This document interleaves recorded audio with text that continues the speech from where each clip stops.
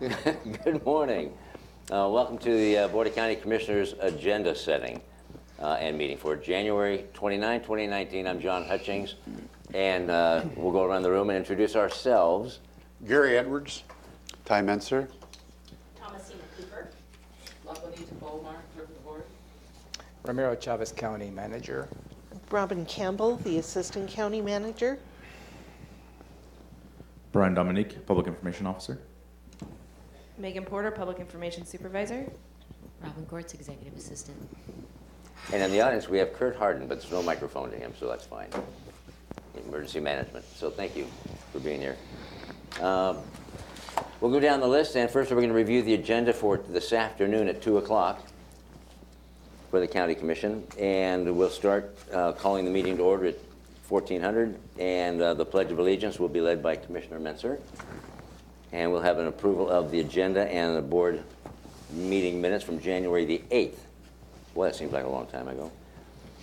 And then number one on the agenda is opportunity for the public to address the board. Yes, Commissioners, you may hear some public testimony from citizens related to the homeless issues in downtown Olympia. And perhaps they're going to be asking the board and the county to coordinate with the city of Olympia on how we can start addressing this issue. If you like, if you receive those comments on those terms, you could give me the floor and I can just plan the February 7th planning meeting where you will be discussing this issue in more detail. To include Olympia. Yeah, it will include Olympia. And entities within the county. Right. Good, to explore our options. Good, thank you. Anything else you think might come, like Summit Lake, anything like that? Summit Lake, no, maybe Lake St. Clair. That's what you have on your agenda next Tuesday. And you may start hearing some testimony related to that. Okay. Are you aware of any public comment might be coming? Mm-mm. No, sir. All right. Good. And everybody's welcome to come and redress the government. That's right. Number two, the county manager's update. Do you have any follow-ups for yes, citizens? I will. I'd like to go back to my old way to report to the public. In this case, I will be reporting some of your activities that you have done in the last 2 weeks. And at the end, I will highlight the activities you will be doing for the next week or so. So that way we'll cover both ends. And also, I'd like to highlight some of the public testimony you received at the last board meeting where a citizen was making pointed accusations to county staff. I will follow up to that comment, and I will request the citizen, if he's listening, to provide a specific evidence to support his claims. So I will follow up on that as well. All right, thank you. Questions? Okay. We're moving on to agenda item number 3, consent items A through N. And the first one is the Public Works, City of Yelm member appointment to the SWAC. Yeah, you reviewed most of these items last week, but just as a refresher, item 3A for your consideration is to appoint Mr. E.J. Curry as the City of Yelm representative for the Thurston County Solid Waste Advisory Committee. This is a 3-year term. They will begin in March 2019 and will go to March 2022. All right. Comment? Question? Question? B, Public Works, City of Tenino member appointment. SWAC. Yes, similar to the previous item, this is for your consideration to appoint Mr. Dave Watterson as the City of Tenino representative on the Thurston County Solid Waste Advisory Committee. This is again a 3-year term. This one will begin in January 2019 and will go to January 2022. Anything on that? Nope. Okay, and letter C is Tumwater, appointment of Joan Cathy. This is also for your consideration an appointment from Miss John Cathy as the City of Tumwater representative to the Thurston County Solid Waste Advisory Committee. This again a 3-year term, and it will go from March 2019 to March 2022. All right. Comment? Questions? Good. We're moving right along. D. David, Bill Ireland to the Salary Commission. This particular appointment for your considerations to appoint Mr. Bill Ireland as a District 1 representative to the Thurston County Citizens Advisory Citizens Commission on Salary and Elected Officials, and with a term ending on March 31st, 2019. And at that point, you will consider a different appointment. Consider what? A different appointment if the person continues. So this goes to March 31st, 2019. All right, and is Bill Ireland, Mr. Ireland, someone that we personally have appointed and vetted? No. Good, I just want people at home to hear that. An application that has been put before you, and that is, as we went through this in a couple of occasions, is trying to strike a fine line or the right balance, because not to come across that perhaps the commissioners will influence the outcome, considering that this particular board will set the salaries for yourselves, including the other elected officials. So we didn't recruit and hire him, and Yeah, and Ruth Elder, for the most part, does a lot of good recruitment on that perspective. okay. Questions, comments? Nope. Okay. E, reappointment to the Veterans Advisory Board. Yeah, this is for your consideration, a reappointment. Mr. Sean Smith to the Veterans Advisory Board for the term of November 2018 to November 2021. All right. Anything? Nope. No, sir. F, Civil Service Commission. Jennifer, as a reappointment as well? Yeah. Yes, a Ms. reappointment of Ms. Jennifer Roberts to the Thurston County Civil Service Commission for a 6-year term that will expire January 29, 2025. Okay, anything? Nope, we're good.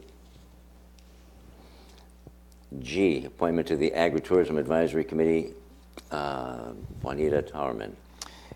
For your consideration is the reappointment of Ms. Juanita Turman to the Agritourism Advisory Committee for the term of January 2019 to January 2021. Is this a reappointment or just appointment? It's a reappointment. It says appointment, so the other ones say reappointment, this one says just appointment. Juanita Turman, I have a reappointment. In the description anyway, I see it reappoint there, move to. It's in the motion, okay. Okay, thank you. We'll fix in the description. Thank you. Anything on that one? No. Nope. Okay. H, lease extension with Community Action Council. Yeah, this is a 1-year lease extension for the Community Action Council of Lewis and Mason, Thurston counties for the Public Health and Social Services Nurse Family Partnership Program for the yearly amount of $300. That will be just about $25 a month. And they utilize an office located on the 807 North Railroad in Shelton, Washington. And that allows the nurses to provide services in Mason County. The $25 a month include all the utilities. So, What a bargain. unheard of. It's crazy. Anything? Sounds good. Gary? Okay. I, Public Works, a member appointment to the Solid Waste Advisory Committee. Yeah, this is an appointment for your consideration of Ms. Renee Radcliffe Sinclair as a District 3 citizen representative to the Thurston County Solid Waste Advisory Committee for a 3-year term from February 2019 to February 2022. All right. You okay? Good. J, Public Defense, reclassification of a position.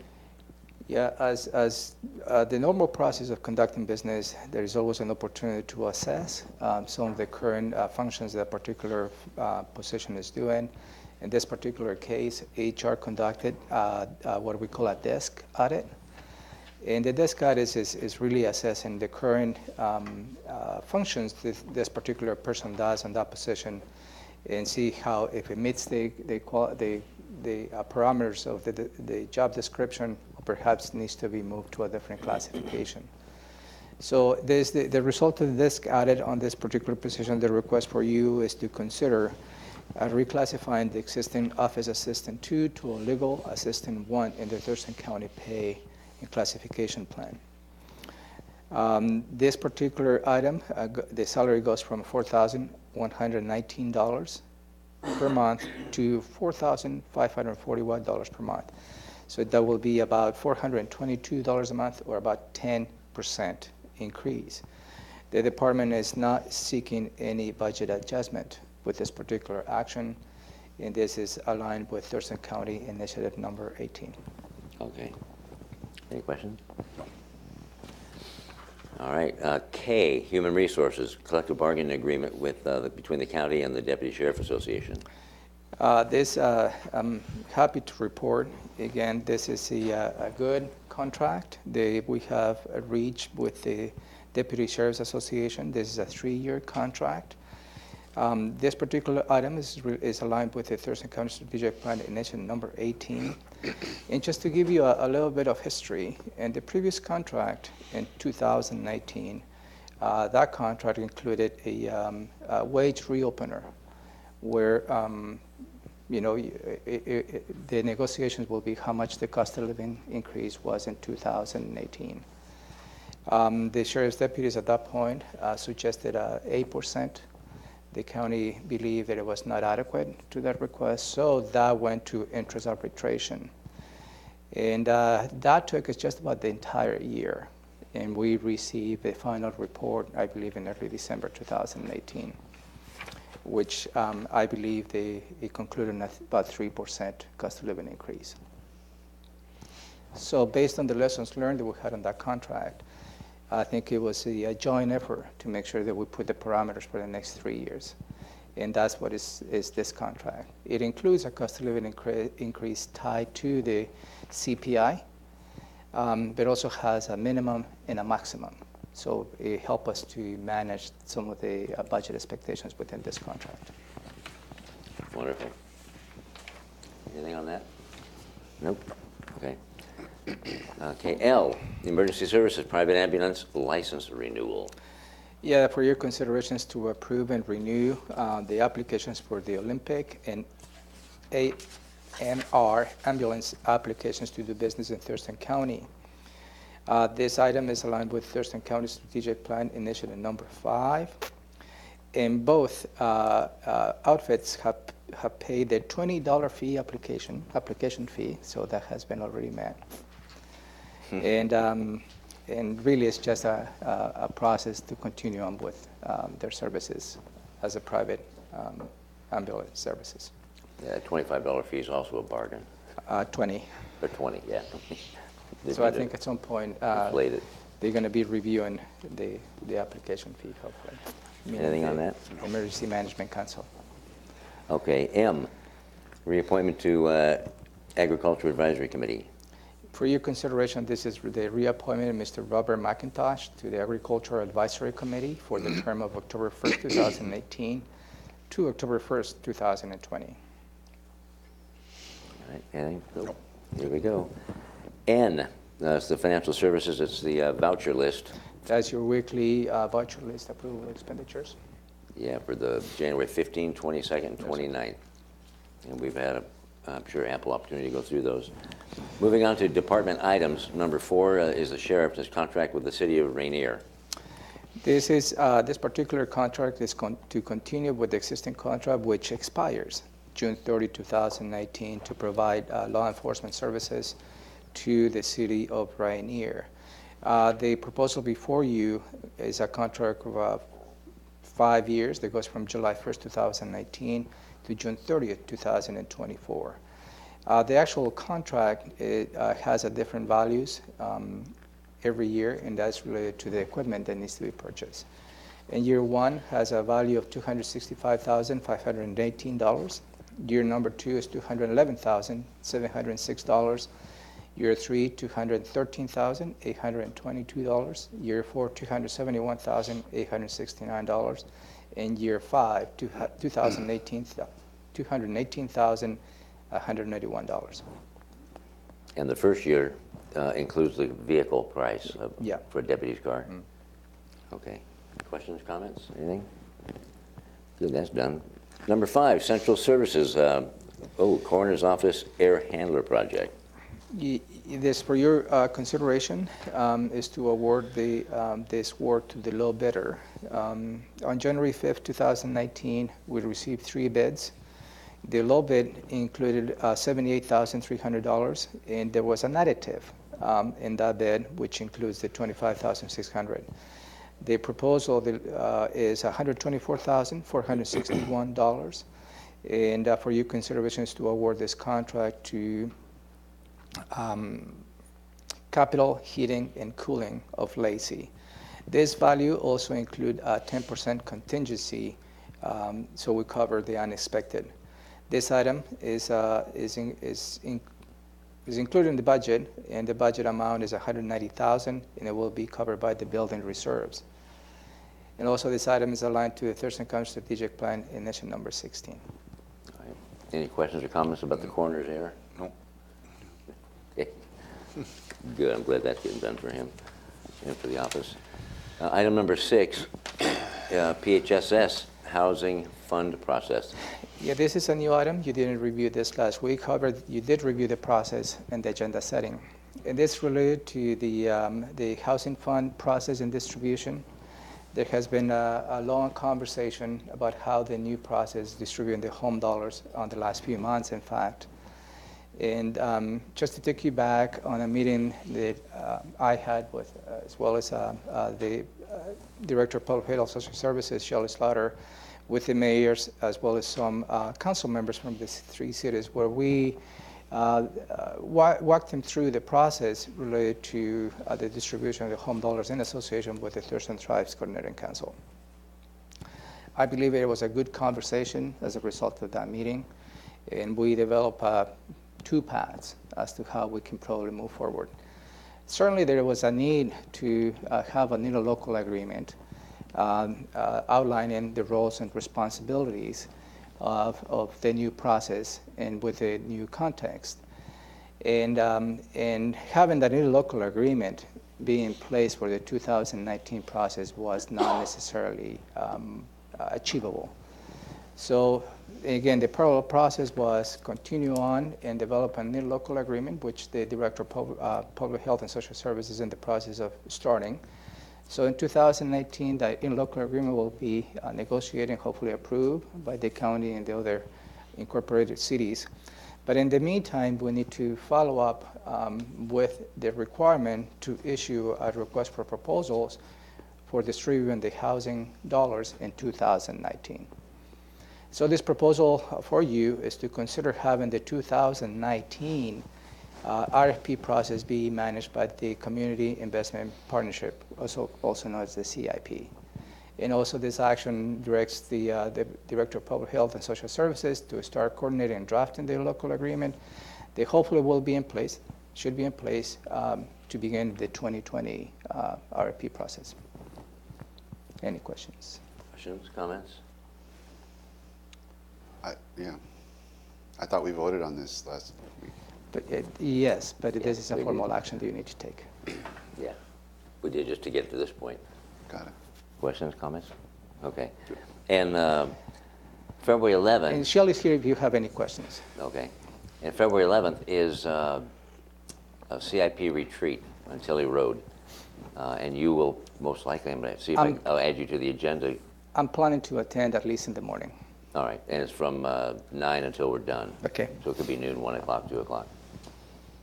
Beautiful. Thank you. And thank you, Shelley. Number 7, Public Works. Request for approval of interlocal agreement with TRPC, Lacey, Olympia, IT.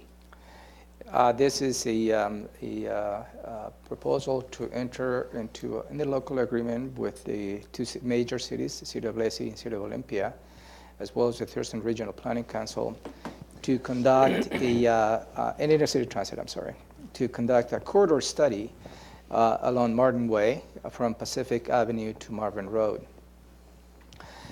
This particular item has a total cost of $523,410, of which $452,750 comes from a federal grant, the Surface Transportation Program grant. The county contributes $23,410 as part of the required match, and that comes from the road fund. And the cities of Olympia and Lacey contributes $45,250 as part of the required match as well. This item is aligned to the Thurston County Strategic Plan, Initiative 6, 8, and 13. Okay. Questions, comments? And this is just $523,000 for just the study. Mm-hmm. Okay. You can't believe Mostly it. federal dollars, though. Yeah. Mostly, yeah, but it's so doggone expensive. And as you have traveled this particular corridor, it's very complex, has a lot of traffic, and the corridor study will look at all the many different options as to how to manage congestion, how we can incorporate some of the pedestrian as well as bicycle. And so within that process, the result of this will give us a series of projects that we may need to consider implementing in the future. So I believe that is a good deal. Where did you say the corridor cross streets are? It's from Pacific Avenue to Marvin Road. Well, that's considerable. That's a long. distance, Yeah, considerable okay. distance, and So that extremely was- complex. Yeah, and that is why we have the cities of Olympia and Lacey participating on this, because that corridor crosses their jurisdictions. So now that's $1 well spent. All right, that's 7A. Public Works 7B is the Mackenzie Road tree removal. Under Thurston County Code 13.56.310, it requires the any tree removal within the county's right-of-way be approved by the legislative authority, you. And in this particular case, we conducted a report. It was conducted by the arborist, a report that it was provided in November 2018. And it was determined there is a big tree, what we call the big leaf maple, located at 1513 Mackenzie Road, is dying and is endangered to fall down. So the department is requesting for you to consider giving the authorization to remove them. Also last week, when you reviewed this item, you requested the Department of Public Works to come back with some options as to how you may consider amending the Thurston County Code so you don't have to take those actions in a formal setting. Delegating that authority, perhaps to the county manager or perhaps to the Director of Public Works.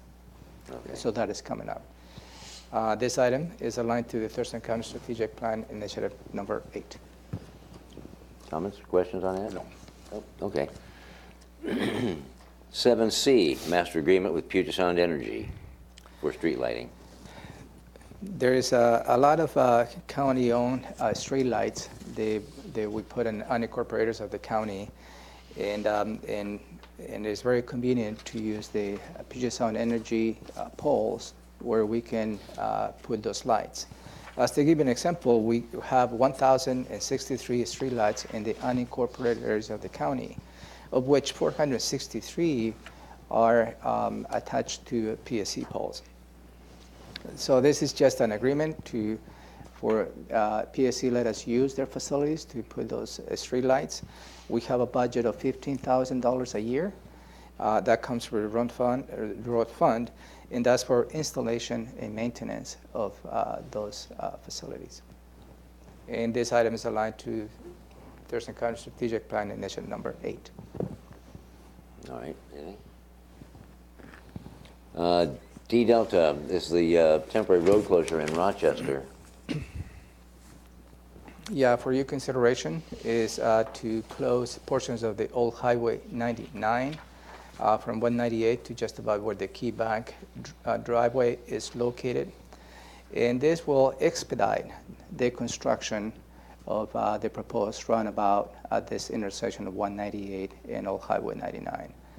This is a well-needed improvement since we place what we call as a median on this particular roadway.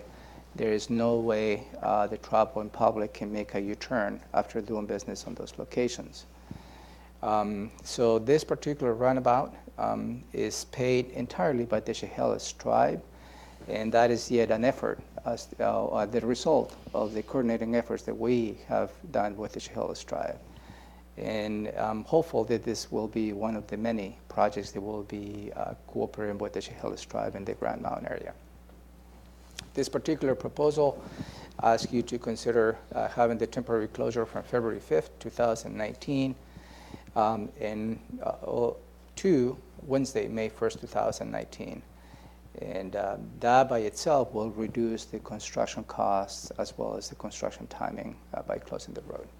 This item is aligned to Thurston County Strategic Plan Initiative number 8. Yeah, go ahead. Can you comment on the detour that might be involved? And the detour, it will go from passing, going east, just east of on Highway 12, passing where the new intersection of Sargent Road will be, and it takes to the south. So it's a detour just about less than half a mile. Anything? And the public outreach or the community notification to minimize any negative impacts? Yeah, there's a robust public outreach, and I believe the Director of Public Works highlighted the steps they're planning to take in terms of flyers, open houses, and so on and so forth. Okay. And I believe the business owners of that particular location, they will see this as a great improvement to their. Well, I don't doubt that. All right, E, agreement with BNSF Railroad Company Bridge Underpass. This is related, this project is located on the Chehalis Western Trail. If you go down on the trail just about 2 miles south of the Yelm Highway intersection, you will come to sort of a T intersection. Right now, you have to make a hard left, and on the trail, in this unimproved portions of that trail, there's a gravel road. That leads you to the shoulders of Rynear Road, and you travel just about 500 feet or 600 feet, where you pick up the trail again. So this particular project is proposed to bore under the existing another railroad tracks, so you create a tunnel. So it will be a direct connection between the ends of that trail. This has been a long project in the making. You heard, and particularly Commissioner Hutchins and Commissioner Edwards have heard some of the requirements on the agreement the BNSF had. The Director of Public Works reported on those agreements, and their suggestion is this is a good agreement as to how we can cooperate with BNSF to get this well-needed improvement. We have a budget of $1 million, and that is composed of the real estate excise tax too, as well as parking impact fees. And this particular agreement includes just about $890,000, so we're within budget. This item is aligned to the Thurston County Strategic Plan, Initiatives 2 and 8. Okay, anything? All right, go. Any chance you could just explain where this money is coming from? You said real estate excise tax, but that it is a restricted fund and can only be utilized in certain areas. Yeah. So we have two real estate excise tax, what we call REIT. It's REIT 1 and REIT 2.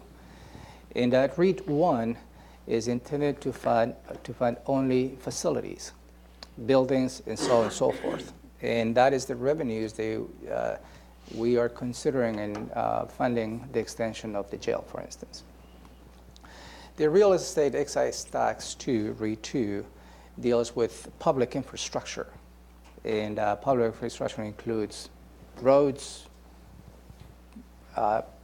trails, and you also have used this revenue fund to utilize on the removal of the fish barrier passage, which we have included $4 million in the next biennium.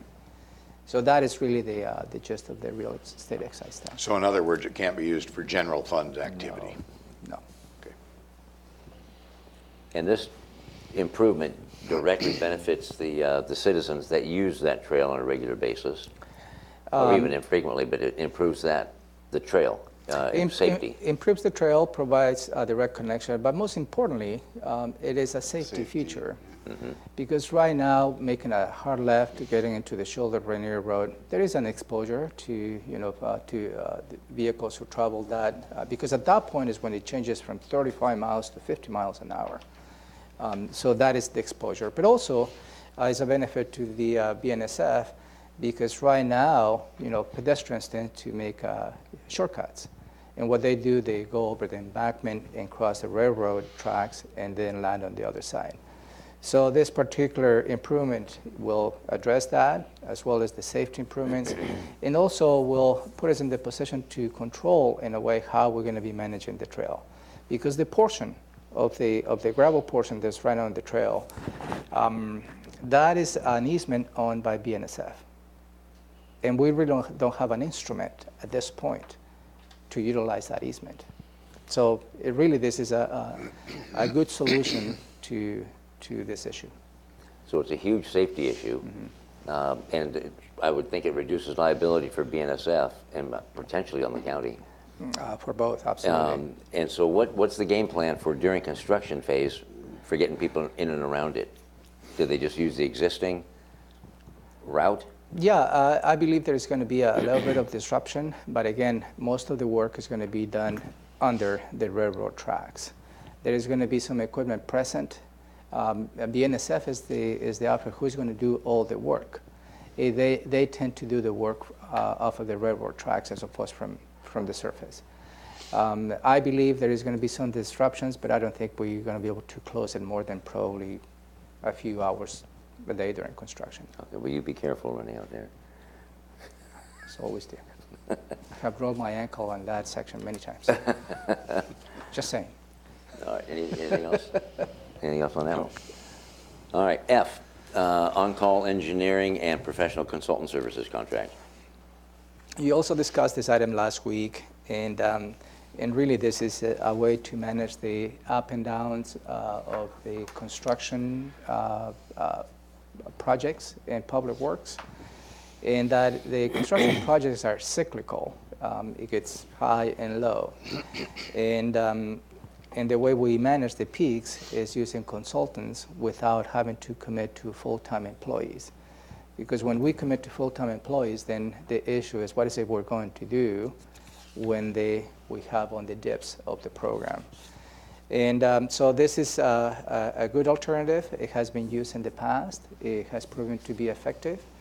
And for your consideration is to increase the current consulting contracts to a higher level, and that is the result of the higher construction cost the Public Works has. This item is aligned to the Thurston County Strategic Plan Initiative number 8. Okay, question, comments? No, I guess if I had any comments, I guess what I would say is that for the viewing audience, all of these issues have been extensively discussed at an earlier date, and that those are our work sessions. Yeah. So if you want to get in the know, you have to work the work session as well as the board meeting. As Just well for as those work sessions are streamed. Yes. Live streamed, and they're captured and archived on the website, on YouTube. Yeah, so they're always available. Yeah, and just to clarify, the increase in cost, it's not like we're going to give that additional money to the consultants. It just gives the department the ability to determine tasks, and those specific tasks are assigned to them. And how that works is they need to provide a scope of work, they need to provide a budget, and we manage the deliverables of that contract at that level. This is just raising the ceiling to the director to manage the program a little bit better. I remember the discussion. Thank you. I have to call out Rick Thomas, though. Where is he? He's not here, Sorry. but hopefully he's watching and not from home. The man's brilliant. Negotiating the contract with BNSF was complex. This piece, it seems like everything he touches is very complex, to include the courthouse project. And boy, what a great employee he is to have on our side. So thank you, and I believe that was probably one of the best hires for the county. As you know, Rick Thomas is conducting dual role. He's serving as the project manager for the courthouse project, but also he is the manager of the program management office in Public Works. And the program management office, as we know, is the PMO. Manages all those aspects of the business in Public Works. So certainly he does quite well on both, as far as Yeah, my he does. perspective. Very impressed. All right, moving on to the agenda number 8, and that's the commissioners and county managers items. request This a public particular hearing. item for your consideration, you review this. This is for you to consider holding a public hearing related to a franchise application by the Consolidated Communications Wycom, and that is in the Yale area. There has been, in the last couple of days, has been a lot of conversation related to the timing and the 120 days. So this particular motion include you waiving the 20-day legal notice, which is highlighted in Thurston County Code, and just go with a 15-day notice, which is required under RCW 3655.040. You may ask, why 15 days versus 10 days in other public hearings? Mind we, yeah. This particular statute deals with franchise utilities, which requires a little longer public hearing. And that is the reason of the 15 days. All right, anything? No. Anything? But the statute allows us to drop it to, No, the statute sets a minimum of 15 days. Thurston County Code has a 20 days. So you as a legislative authority waive the Thurston County Code requirement and just to fall back into the state law requirement. got it. You're the legal mind, I'm looking to you. That's fine. Okay, I understand. good, thank you. That's done. And then 8B, appointment of Jaquita McClure to the Ag Committee. Last week you reviewed That's this right. appointment, and you requested to bring this as an agenda item for you. And this is for your consideration, the appointment of Juanita McClure to the Agriculture Advisory Committee for a term of beginning January 29, 2019 to January 29, 2021.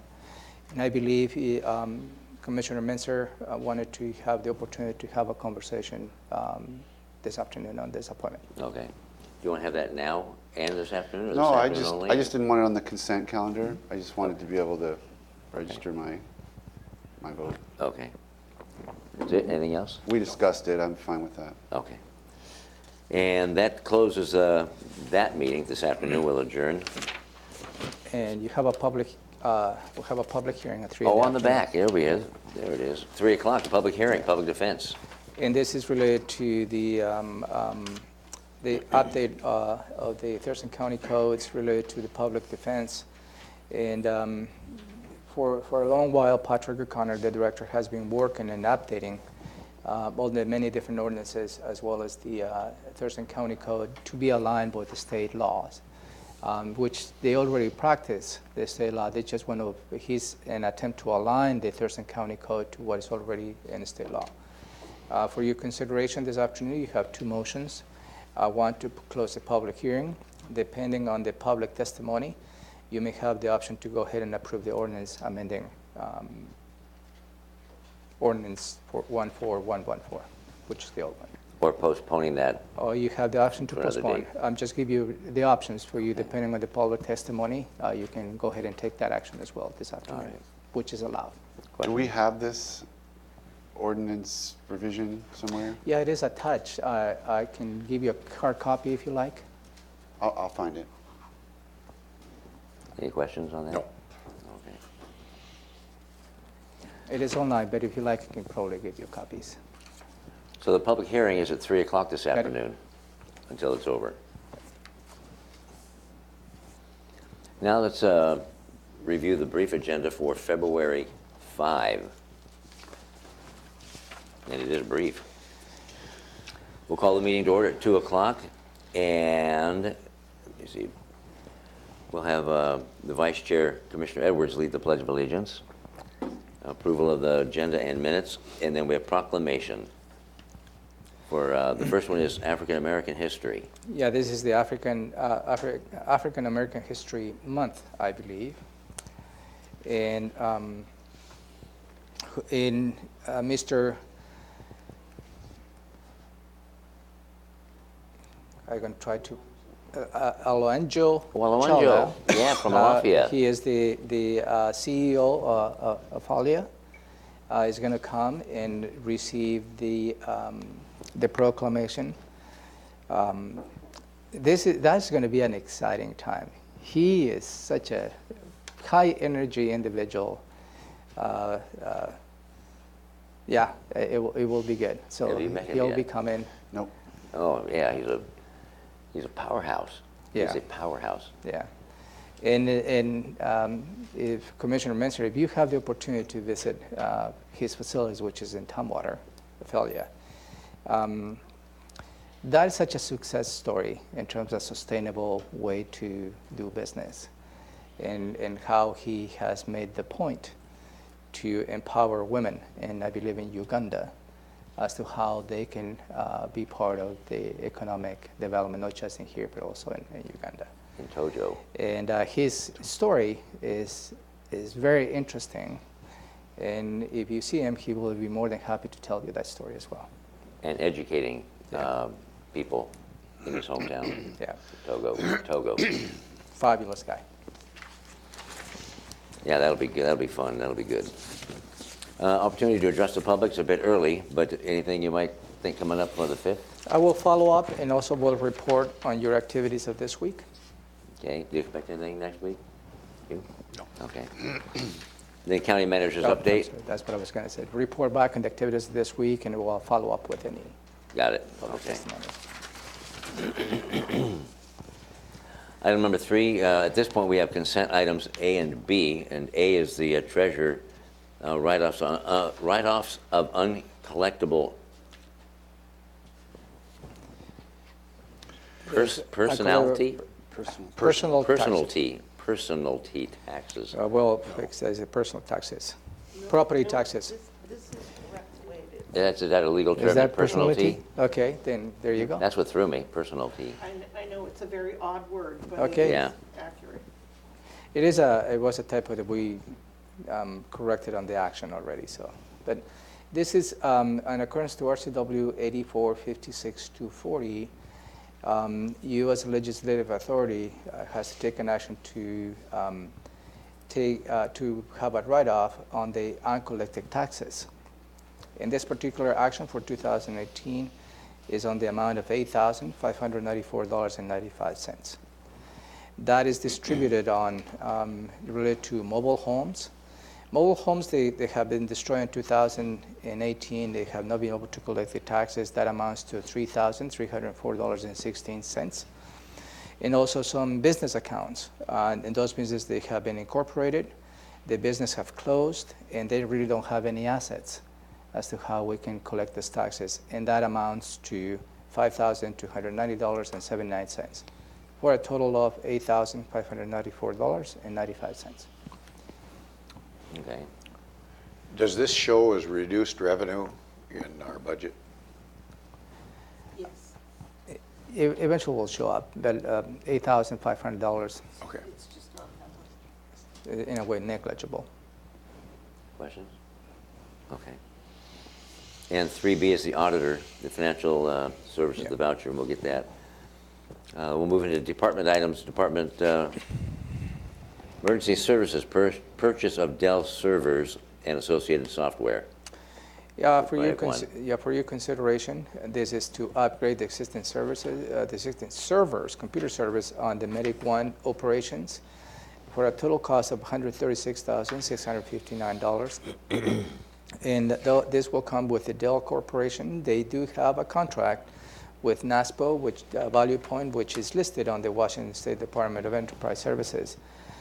And by that action, we don't need to go through a formal bid process. We can just tap into the state's contract, as we call it. This proposal has been reviewed and approved by the ITC, the Information Technology Subcommittee, and it's already included on the 2019 budget, and is aligned to the Thurston County Strategic Plan Initiative Number 8. Yeah. Okay. Item number 5 is the commissioner and county manager's items. You'll report to and fro.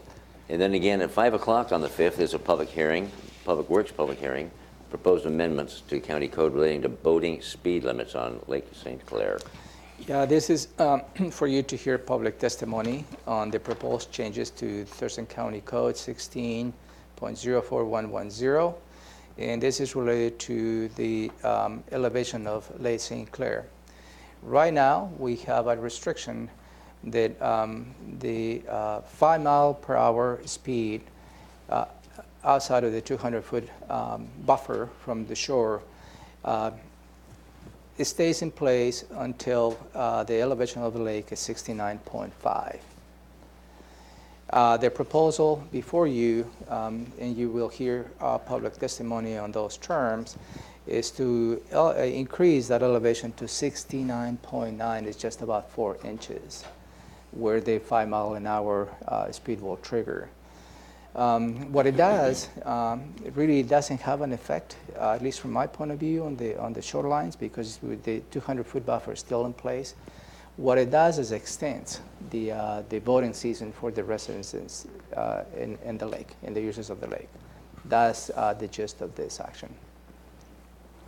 So it changes the 69.5 feet to 69.9. So from 69.9. 69.5 to 69.9. It's just about 4 inches. Before you have to slow down? Yeah.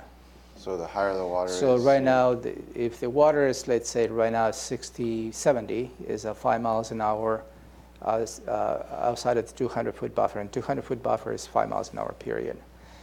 When the lake goes below the 69.5, the 5 mile an hour restriction goes out. Is no longer applicable. In this proposal, instead of having the 69.5, is the 69.9. So that you will reach the 69.9 elevation, 4 inches more, early in the year, which allows for boats to utilize the lake in a longer period. That's the gist of it. Did I answer your question? Yes, and did a citizen group come to Yes, initiate this whole issue? It's a citizen request for you to consider extending the recreation time for the lake, and this action allows them to do that. And how many people live around Lake St. Clair? Do we know that number? Gosh, it's a big lake. I couldn't give you the number. All right. Tim would know that, though, wouldn't he? Yeah, I can probably have in his report next week to give you the details of the lake. And would it help you to hear what the con argument is? Not just the pro? Yeah, Yeah. Well, we have. I'm sure. I imagine I will. You will see the, there is some individuals that might come, citizens, stating that by allowing a longer boating season, the deterioration of the shore may be more. And that's perhaps the counter argument that you might hear at the public hearing. Okay, so that's next week Yeah. on the 5th at 5. 5 o'clock. And I think that the argument is actually not just the longer season, but the elevation of the level of the water. Because the theory is that the higher the water level, when the wake is incurred by the boats going fast, that has a greater deterioration on the shoreline. But when the water's lower, the waves don't go as high up on the property line. So it's property deterioration versus recreational use of the water. Somebody at some point picked 65, and is that a staff member that we would have that would? There's a long history that Tim Wilson will give you. There was, there was many emergency ordinances the commissioners applied to this, and they were going from 65, 69.5, 69.9. So there was a lot of history as to how that is until 2013, when the commission at that point settled on this 69.5. And here we are again. That was many years ago. Yeah. Here we are again for you to consider changing that again. Just as a matter of background, the Lake St. Clair has the fluctuation of the water levels is quite considerable. On the winter time, they tend to have high water levels. And the issue with this lake is there is not an outlet to that lake. There is somewhat of a bathtub effect. And the contributions of the lake is subsurface water.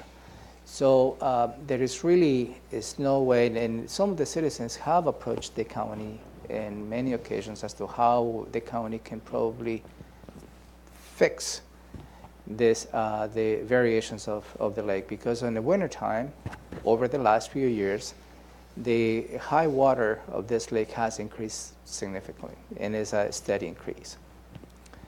But it's difficult, at least from my point of view, from the administrative point of view of the county, to fix Mother Nature. Because really that's what we're dealing with. It's just the additional contributions from the subsurface water. There is many opinions as to how that happened. One, perhaps at some point the city of Olympia used to draw water from the McAllister Creek to a great extent. They're no longer doing that. And perhaps there's a lot of opinions as to why the water level of this lake has increased over the years, especially during the winter time. This really is not related to that, because we're not fixing anything. It's just a recreation action, perhaps, that you may consider. We have suggested that perhaps the lake residents may consider a special use district for them to tax themselves and see how they can probably find solutions to the high water levels on Lake St. Clair. But really, as the county does not have the obligation or the ability to deal with the larger issue of the lake. Okay, anything else on that one? So after the when do we actually have to decide this issue? So you have, for you, is an option. I always give you an option. It's two actions for your consideration. One is to close the public hearing. And depending on the public testimony, sometimes you don't have any public testimony, you may consider just go ahead and approving the ordinance. But also is the option not to go with the second action and just delay your discussion based on the public testimony that you receive. So I'm just providing you the options that you have available next Tuesday. And you're saying, you made reference to, you said Tim Tim Wilson will Wilson. give us some, Yeah, as part of the background, he will give you the background of we'll this. have that before next Tuesday. Oh, if you like an individual meeting with Tim, I can arrange that for you to. Is that what you're asking? Because I don't have a briefing schedule with Tim to come back and brief the board prior to Tuesday. On Tuesday, he will give the background. Orally. Yeah.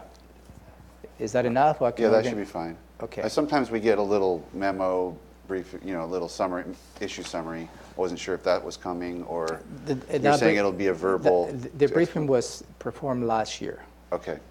To the board, but it can certainly give you any information that you need in order for you to be comfortable making a decision or not.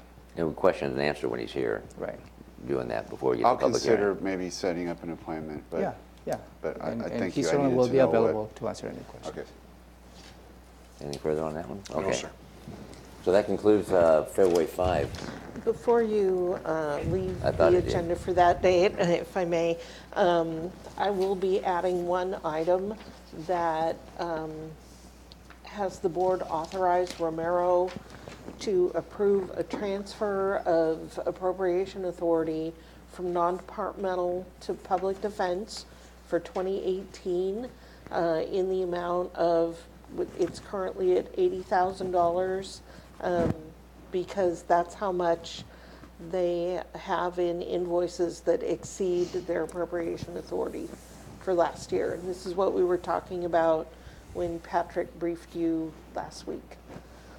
So this is part of the 13th month's It is, stuff, but yep, it's not to close going, the 13th month. because there were some issues regarding legalities going retroactive on something. I don't remember what that was. Right, you can't do a retroactive budget amendment, but in every budget that you adopt, there is a clause that states that in closing the year, Romero can be authorized by the board to make this type of a transfer of appropriation authority from non-departmental to any other general fund funded office or department. So we only do it when an office or department is going to overspend their appropriation. We try to keep it to an absolute minimum. It is much less this year than it has been in past years. But part of, as you heard from Patrick, part of what's driving this is the cost of extraordinary cases and the ever-growing caseload. Got it. Any questions on that? No. Go ahead. Yeah, go ahead. If you increase this to whatever amount, the final amount is for the 13th month, does that also increase the overall budget for that department for that year, which becomes the new baseline and moves into 2019 and 2020? So it does increase the overall budget for 2018 only. It does not increase the baseline. It has no effect on the budget that you adopted for 2019 or 2020. Because it is at this very late date, we would not automatically adjust those future or current years. It only adjusts last year so that we're able to close in the black. Okay, but he will be coming in next year at this time, probably with the same type of a 13-month issue, if everything stays status quo. Right, if everything stays the same. One of the positive things, if you will, is we had 3 extraordinary aggravated murder cases last year. There is at this time only 1 this year, so those costs will hopefully be less. Unless this case goes to trial, then it will be more. Patrick has changed methods by which he hires panel attorneys. These costs are mainly panel attorneys and professional services. So with the board authorizing an in-house investigator, he's able to control that cost. With defined cost, panel attorneys, he's converted half of his panel attorney contracts to where it's a defined cost per case that's paid at the time the attorney takes the case. That allows a much higher degree of management of his budget, and he's brought more cases in-house. You've authorized FTEs for him to do that. That allows him better control over his budget. Every step he's taken is to manage this better. So we're going to see this year-end issue become less and less. It's going to get less and less each year, because I hate to see him get a bum rap, basically, because every year it's perpetuated on with this 13th month. So he's always behind the 8 ball, it seems like, and it ends up, I don't know if it reflects on him if we understand it, but it's unfortunate. It is extremely unfortunate, but we're able to point to those exact things that drove this over expenditure, and we're able to point to some very specific steps he's taken to manage his budget. So it's getting so much better than it had been. And that was a long list, but you forgot a big one, which is that the panel attorneys that are hourly have to bill by the month. Because it used to just be that at the end, at December, you know, you just get a flood of, I might have had a case open from March to December, but I hadn't billed it.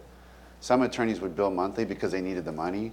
Other attorneys like myself, I didn't care about that, so I just did it when you want to reduce your administration costs, you just do it when the case was over.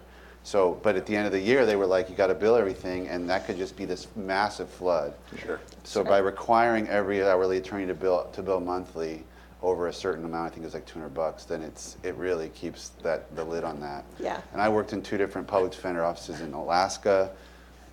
Absolutely, it's just part of the game. It's part of the nature of the business. The work. It's impossible to get that to 0, but I'm pretty impressed by the steps that we've taken here in this county. And also, what you stated, Commissioner Menser, some of the increases also is from the old contracts. where now we're closing the cases, and there's a flood of the 2016, 2017 cases. Right. So there's a little bit of that, ripple effect that office continues to manage. But I have to give kudos to Patrick, because he has implemented a program that allows to have a much better control of the expenditures, and put some accountability on the panel attorneys as well. It will never be 100%, because that is unrealistic. The nature of his business is not such that they can have his hands around all the time. As well as the business practices that he has implemented make it far more manageable, like you said, but also more predictable.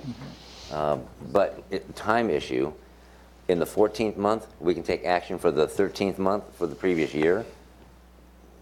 Or do we need to vote on this today? No, we're going to wait. The plan is that everything that arrives, all of the invoices that arrive by January 31st okay. in public defense, we will pay against 2018. So we're going to wait until that date to know exactly how much they Okay. need to be able to close the year. And we've been working very closely with financial services to make sure everything's in place to quickly, once we have the authority to pay the bills, to get them out and then close that off in the system. So it's all set up like dominoes to fall into place, and No, good. we'll have that on next week's agenda. Okay. It's 10:01, and if staff can hang on just another maybe 10 minutes, 5 or 10 minutes, I would like to bang through the proclamations and advisory boards. I don't think that's going to take much time. No, hopefully Good. it won't. Good morning, my name is La Bonita Bomar, I'm the clerk of the board. And under proclamations and awards, we've already talked about African History Month, so we're settled with that one. Commissioner Hutchings, you have given me your list of what you would like to have for this year. Do you want me to read it off, or how do you want me to? I don't know if you need to read it off, but have my seatmates supplied you that list? They have not submitted theirs as of yet.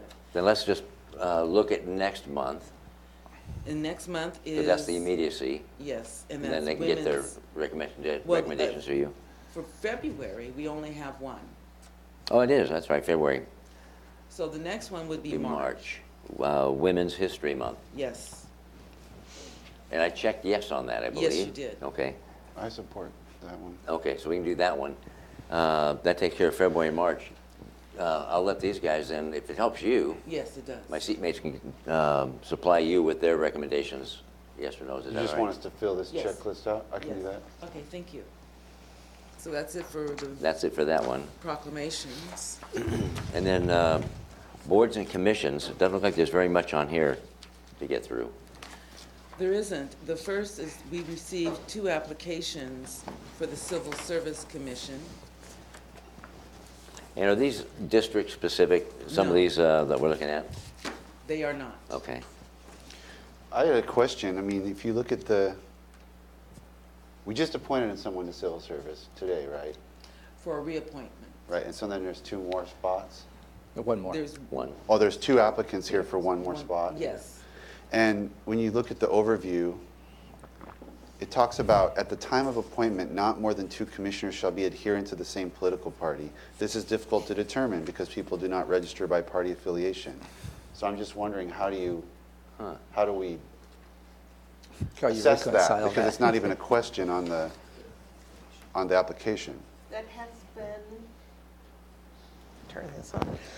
That has been a challenge in the past, and the board has received legal advice from Elizabeth regarding that. We have to make every attempt to ascertain what the parties are, and but people can decline to say. So do So you we can remember ask La them? Bonita? Yes, we have to ask them. It has been quite some time, and I have not asked the question. And when I say many years, it's been at least 8 since this has come up. The last time I asked, 2 of the members did not want to give me their affiliation. So I believe that what Elizabeth told us is that we have to make every effort to meet the spirit of the law, but if we can't get the information, then we just go with what we know. Interesting. Okay. Well, I don't know what, I'd have to think about it. Off the top of my head, I don't know what due diligence you could do other than ask them and give them the opportunity to volunteer. So I'm just pointing that out, and if we could at least ask that question, it would be conforming to the spirit of this. I will make sure to ask the question. And do you have any comments or questions regarding that or comment? Well, I have I'm okay to move forward, but I don't know if that's going to be right until we figure this out. Is that what we're going to talk about here? I'm fine with, I happen to know Glenn Kramer. I know he served in the State Patrol once. He was a command officer in the State Patrol. So I don't know anything about his politics or anything like that. I don't know the other lady, so. Stacy Kramer, or Stacy Genslinger, I'm going to pronounce it, I hope I get it right, seems qualified, and interest is there. And I personally know Glenn Kramer, not as a law enforcement. I know he's retired WSP from many years ago. But when I was on the board Together for 6 or 7 years, we were board members together, and then he was the president of Together, the nonprofit, for quite some time. And I just know him as a very thoughtful, pensive, intelligent, professional individual. And I put a star next to a name because I'm A-OK with him, because he understands the profession and the professionalism of that on both sides of the aisle of, I'm not talking political spectrum, but represented and unrepresented employees and rules of HR. He's very well engaged in those topics as well, which what the civil service deals with, a fair, open process, and he's every bit of that. So until we get this other piece sorted out, I'm okay with putting Glenn Kramer on there, but I'll do whatever my seatmates wish to do. Wait or put him on. Is there a time constraint to get him on there? So what I'm hearing is perhaps you ask staff to do a due diligence, just to make sure that we have asked them if they'd like to offer their party affiliation. We'll touch base with Lauren. She already did, and we'll bring this item back next Tuesday. Is there a time crunch? That was my question. Staff would like to have the person appointed as soon as possible. You could probably, give us a week, and then you can probably take an action, if you like, on next week's board meeting, the 5th. And I think that will probably midday. Okay. Just a question. I mean, we've had a slew of these, and most of them haven't been contested in the sense that there were multiple people for a single spot. When I was appointed to the Water Conservancy Board, I was interviewed by Commissioner Romero, and I'm just wondering is that an old process to I wasn't interviewed by all 3. I guess Commissioner Romero probably reported to the commission what she thought after talking to me, but I'm just curious, has that ever been done? Has that gone by the wayside years No, this is within your past, purview. You as an individual commissioner, you can call and you can interview any potential applicant for any particular position. Because I mean, these two these two applicants have ridiculously qualified credentials for this position. So I'd be flipping a coin essentially, unless the political party issue decides it. So you're more than welcome to do that. And I think some commissioners have also exercised that option to have individual conversations with individual applicants. Okay. So certainly that's an And option. I have a question for my seatmate. You said they're ridiculously qualified. You said unless the political affiliation decides it. What would that decide, whether they're? Well, what letters after their name. it says here that no more than 2 commissioners shall be adherents to the same political party. Well, then we have to go back and ask the other ones, so otherwise we don't know. There's only 3, yeah. Right. Right, so I'm just saying, if everybody, I don't even know who the 3rd person is, we just appointed them. I don't know, if staff came back and said they're all Democrats, then I would say we can't appoint one of them, because it says right here that wouldn't be appropriate. Or 3 Republicans, I mean, that's what it says. And this is the civil service rules, or what are This we is reading? the overview qualifications of board members, I don't know where this is set by, but it's. Okay, because the question would be then, how do we change that? That's in It's RCW. RCW. Dag nabbit. Okay. Okay. All right. I'm guessing that at least one of them we Yeah. won't know, and it won't be disqualifying for either of the 2, but I'm just saying, Yeah. No, theoretically. I personally appreciate that perspective, really, looking at some of the requirements. Yeah, we'll follow up and get some background with Lauren, and we'll bring this item again next Tuesday morning. Thank you, and then we'll do what we can then with whatever we have. Yes. Okay. Because there could be several different dilemmas with that. Okay. Is there anything to brief on public hearing decisions pending? No. Nope? Okay, that's scratched. Then it's 10:11. Let's come back at 10:20, please. We'll take a break, 10-minute break. Come back at 10:20. Thank you. See, we succeeded in making that last longer than you thought.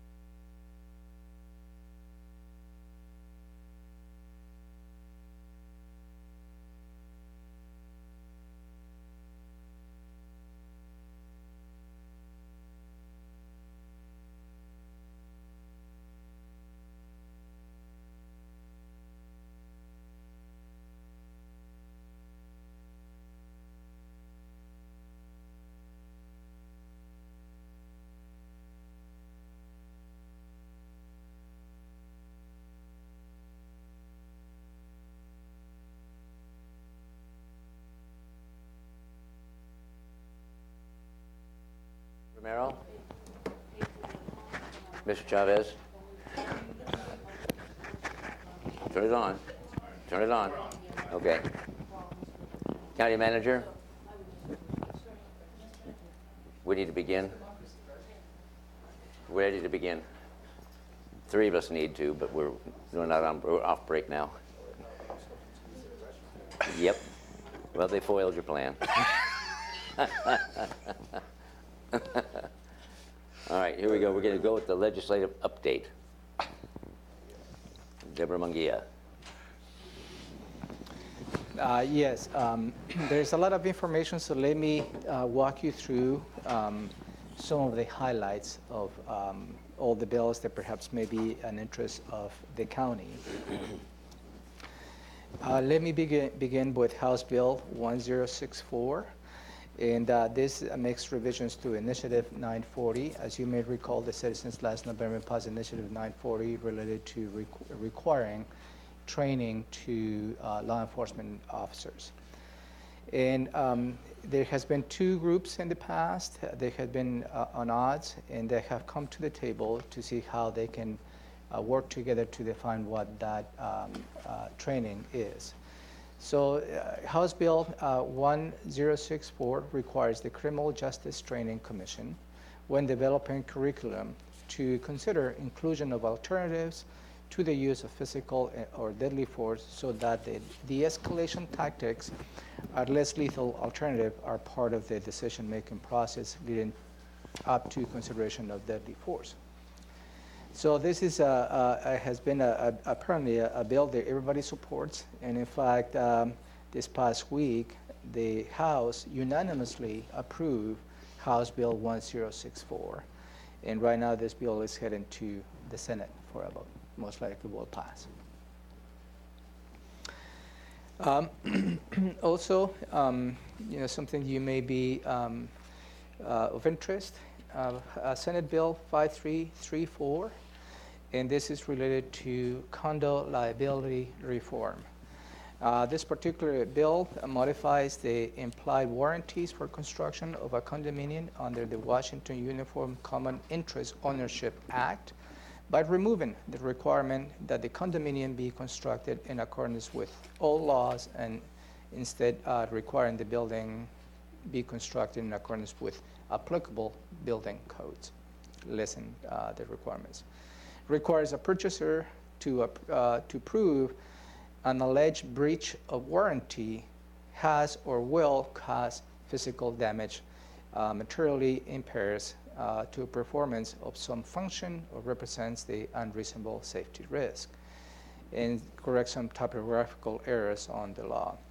And this is really an attempt to, start addressing some of the affordable housing issues. And anyways, so that's House Senate Bill 5334. The House Bill 1406 and a companion Senate Bill 5646 allows cities and counties to impose a sales tax and use for affordable supporting housing. That's an option for local governments. Another bill is Senate Bill 5564.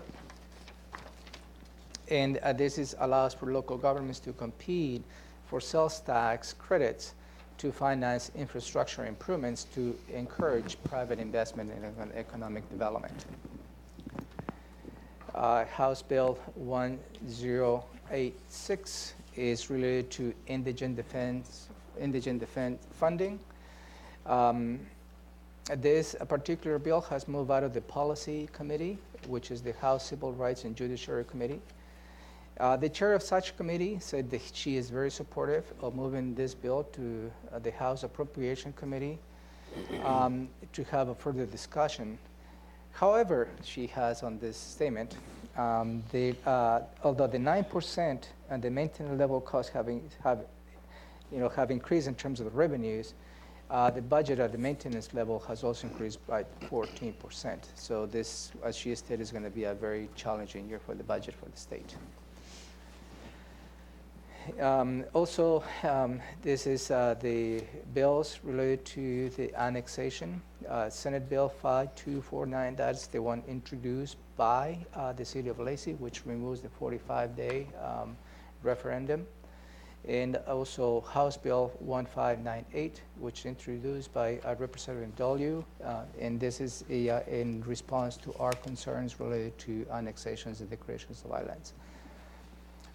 It was a hearing this morning, I believe, and Chairman Davis was going to be speaking in support of House Bill 1598. And again, this is a bill that brings both jurisdictions to the table to have a new local agreement as to how annexations and the configuration of those annexations should occur. Other bills for your interest.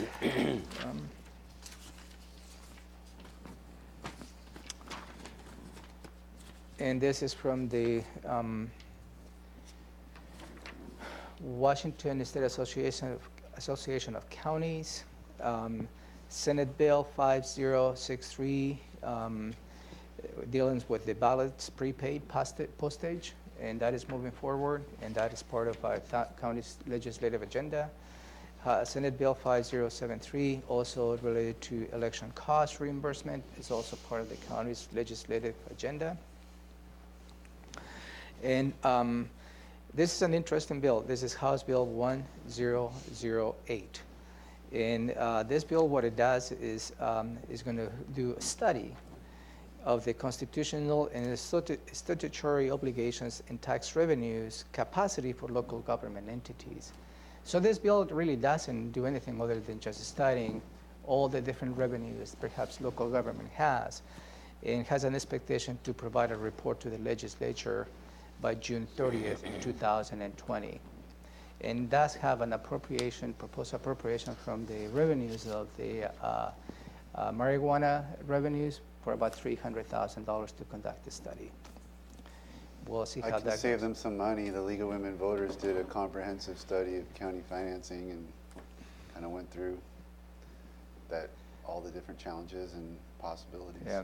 So here we Just are. our county, or they do? No, across Across the county financing. Oh, okay. The legislature has done at least 2 studies. I was involved in one in 2001. Are you on? And in,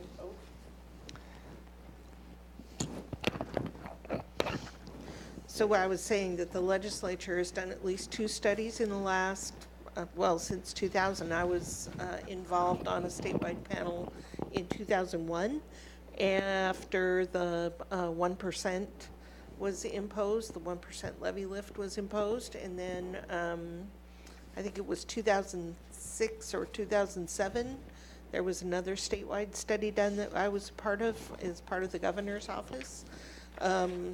And now we have this one coming up, and none of those resulted in additional funding for local government. Imagine that. So I believe that is an attempt of the legislature to appease some of the concerns the local governments have in terms of looking at potential new revenues. Having the study just delays the decision. I feel comforted.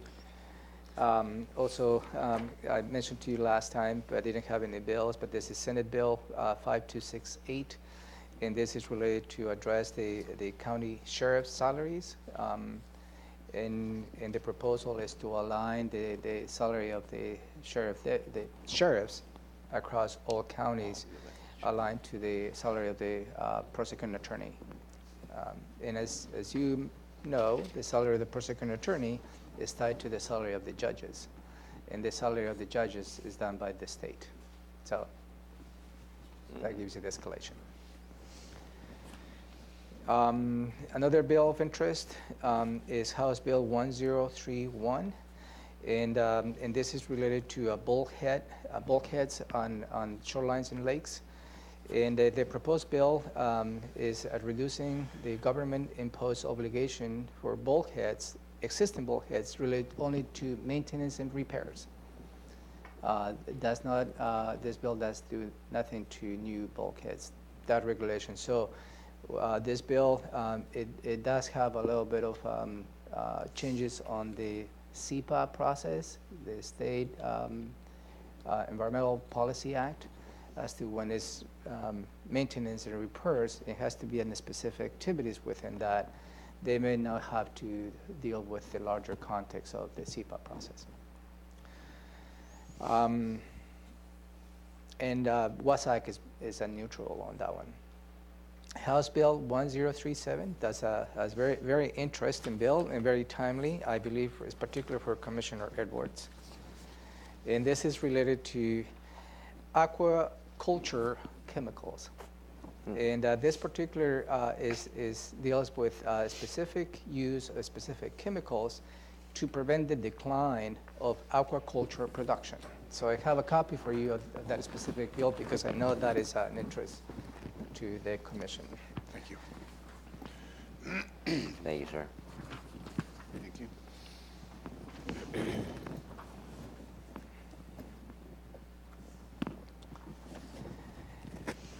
And I will keep you posted. If you like to read that, if you like to have a position, let me know.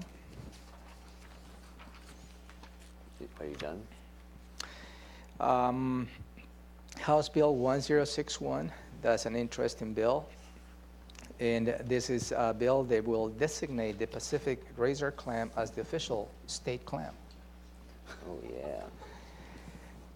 Time well spent at the legislature. Didn't ask us. The razor clam. Okay. So House Bill 1205, and this is related to plastic bags, and I believe that is an attempt to have a plastic bag ban across the state. And the bill includes, I believe it starts in January 1st, 2022. 22. And I think it was 20, but then 22 for straws. Okay.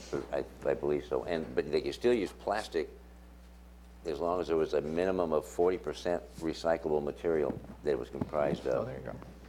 Which doesn't, in my opinion, still doesn't address the issue completely of the massive plastic that we have choking out our oceans and fish and such. But So- I'm sure there's an economic perspective to that too, with a lot of the flyers that go out and newspapers being delivered with plastic bag on them and such, that those are allowed because of the way they're made. But it's a big first step for the state anyway. Yeah. There's this time of the year in the legislature, there's a lot of hearings. There is a lot of conversation. And just to give you a perspective, there are over 700 House bills and over 700 Senate bills proposed in the legislature. In a way, the list that I provided to you is overwhelming, and I'm trying to, pare down some of the bills that perhaps might be an interest of you in the county. And as we move along, then some of the bills will weed out, as I said, and then we can probably have a more narrow focus as to what those bills could be concentrated. And at that point, we'll engage you in providing some of that. There is a hearing this Thursday, and this is related to increasing the quarter of I believe it's the quarter of 1% for 911. And that is related to, you hear Keith, the executive director of 911, because there is a need to upgrade the system from the analog system that we currently have to a more digital system. And that will be consistent with the state patrol, what the state patrol uses, as well as Pierce County. That particular step is close to $30 million. So this gives you a little more capacity on that taxation, but still that has to go to the voters at some point. So I believe you explored that when Keith was here, and that time the board was supportive, and I asked Deborah Manguia to sign in support of this bill, not necessarily having somebody testifying to that. That's my report. Any questions on? No, I don't have any. In your litany, I didn't hear it, and you may have said it, because I caught some key words, and it was House Bill 1086 or Senate Bill 5098 in the Law and Justice, increasing appropriated funding for public defense services, and that's been one of our asks, isn't it? Isn't that the one for aggravated or unusual cases? No, this is That's just different? This is just overall indigent defense. Okay, and what we're looking for is reimbursement for that 800,000. That's taking a different track. Okay, all right. Thank you, sir. And thank you for the Aquaculture Fairness Act. PIO check-in. There we go, PIO. This is a, Commissioners? good morning. Is that on? Megan Porter, Public Information Supervisor. I just have a couple of updates for you. Last week I met with the staff at the WSU Extension to provide them a little overview of what we can do for them at the Public Information Office. And so I'm hoping, it was a really great conversation, so I'm hoping that we're gonna get a little bit more information from them to start telling the amazing work that they do over at the Extension. I met with IT last week to begin work on preparing an RFP to find a consulting company for the website redesign. We're hoping to have an RFP out for proposals sometime this summer.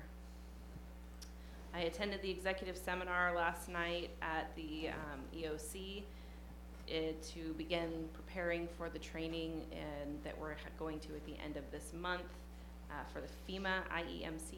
Don't remember what IEMC stands for.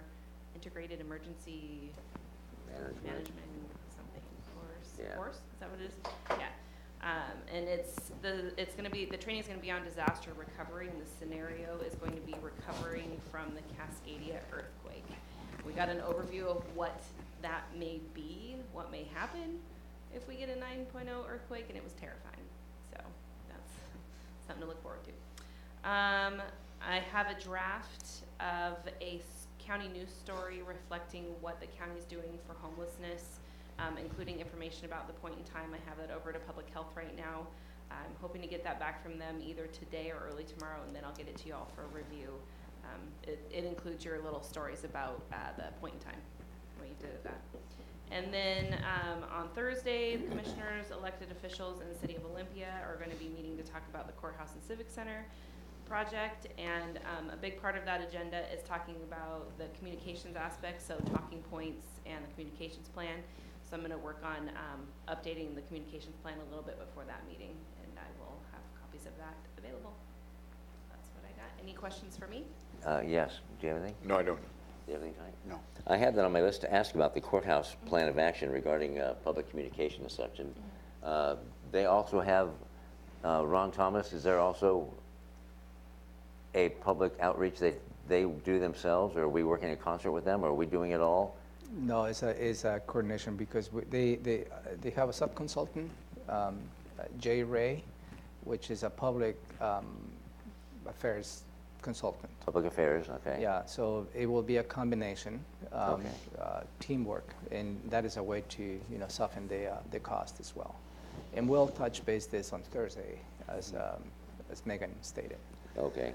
And also, that particular consultant is available to you all to have on one-on-one conversation as to how she can help you in developing your own message that is consistent to the overall message.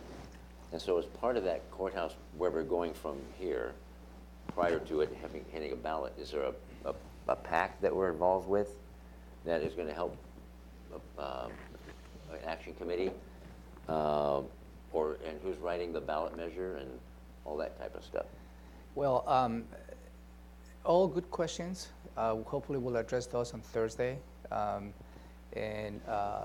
There is a series of steps that we need to take leading to a potential approval put in the ballot measure, which you may consider taking an action early May. Who is going to be writing the ballot measure is going to be a consolidated effort, and goes back to how the messaging needs to be put together in a consistent manner. Underline consistent. And that is really what it's going to do. Who is going to write is going to be a joint effort. Who is going to approve? You. Okay. You good? I'm good. I had all the same questions, but I talked to Ramiro about it, and I guess we'll dig into it Thursday. Okay. And I have a final question, but I'll wait until Brian chimes in, because he may answer it. Good morning, Commissioners. Brian Dominique, Public Information Officer. Today, our County Up Close newsletter is going out. It's our quarterly newsletter, and that newsletter is going to include a story about the action the board took last week and a site selection for the Plum Street site in downtown Olympia for the courthouse and civic center. We'll also be doing we were supposed to do the Meet the Commissioners Roundtable discussion yesterday. We'll be doing that today at 4 p.m. following the public hearing, and that should last about 45 minutes. That's an opportunity for the public to On get your to know the calendar. board and you to talk about some of your priorities and projects you're looking forward to this year. For social media, we have 4,861 followers on Facebook, 5,054 followers on Twitter, 1,087 followers on Instagram, and 120 subscribers on YouTube. YouTube has been our fastest growing platform this year. I'm not really sure why, but the agenda setting is our most watched video, so this is a very successful platform to reach the public. And we also have 160 subscribers on our county news page, which includes our County Up Close newsletter and what Megan talked about, our county news stories. Those stories get sent directly to people's emails that they subscribe with. And any questions? That's all I have. No, I'm good. Yeah, you answered my question, and my question was going to be, Commissioner Blake was relentless in a very positive way about the metrics of followers and hits and views and subscribers and all that stuff. And though we might not ask that, I'd still like to keep up to date on that to see how we're progressing on a regular basis. Because having communication platforms out there is powerfully important, because still, with all the media and all the social stuff that's out there and the print media, people still don't know what we're doing. It's amazing. So anything we can do to increase the availability is greatly appreciated. Thank you. Okay, commissioner items. What does this mean?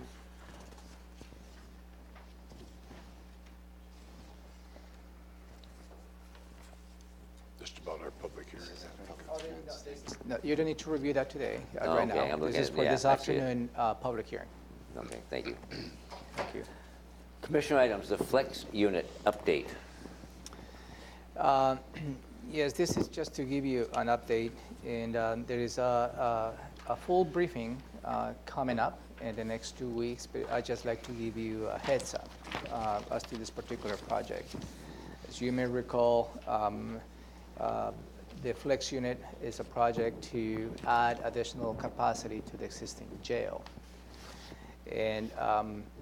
And when we, staff and the board went through the process of identifying where the money would come from, it was the real estate excise tax, REIT 1. Within that context, we went through as to how much the fund can absorb the payment of a potential bond, and that's how we're going to be utilizing that strategy. So that put us about, maybe in the order of $12 million. And there was additional $3 million for stormwater improvements that needs to be done regardless of the extension. At that point, there was an expectation that perhaps it was an opportunity to build additional capacity in the order of maybe 90 additional beds, and also based on the initial costs, an opportunity to build a new courtroom associated with the extension, which operationally brings value to the overall operations, having a courtroom. They can probably hold hearings on that. So as any project always have many variables. In this particular case, the variable is the increase in construction costs that we have seen. And the skill level necessary to build this is a very narrow field as to how that skill level is, so which as a result increases the cost. So we had a briefing, Robin and I, with the consultant on this particular project, and based on the available budget, the bottom line was that perhaps we were only going to be able to build 40 beds without a courtroom. So that is where we are at this point. This is just, again, to give you a heads up. There's additional details that needs to be worked out leading to the formal briefing. They will be given to you. And the briefing will be detailing a little more details. What else can we do to add additional capacity? And also Robin is going to go through the process of, from the revenues point of view, as to what else we can do to increase that capacity. So, and again, this is just a heads up, so you're not surprised when the briefing comes to you, before you in the next 2 weeks. But this is the latest and greatest related to the flex unit. What we thought we could build with a budget that we had in place, perhaps we're going to be able to build a lot less.